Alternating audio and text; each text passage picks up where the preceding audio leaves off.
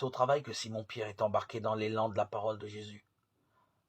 La journée avait été mauvaise et se terminait, mais Simon s'est laissé déranger.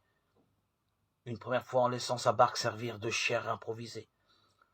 Une seconde fois en faisant confiance au prédicateur qui l'invite à relancer ses filets.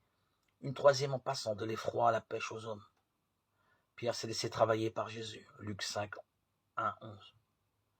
L'expression « vous porterez du fruit » dans Colossiens 1,10 peut paraître désuète, mais il faut la revisiter tant elle est fréquente dans les Écritures. La métaphore joue sur deux plans. D'abord, celui de la terre et de sa profusion, porter du fruit. C'est participer à la bonté de la création où Dieu donne sans relâche. Un monde confié aux humains pour qu'ils le fassent fructifier au profit de tous. Mais l'expression est passée aussi dans un autre domaine, celui de la banque, où le fruit désigne couramment l'intérêt. L'idée est la même. Les dons de Dieu doivent être multipliés par l'activité humaine. Chacun peut utiliser ou au mieux ses capacités. Tous doivent bénéficier de cette œuvre collective. Porter du fruit, c'est prolonger ensemble l'œuvre créatrice, qui est œuvre de bonté et de bénédiction.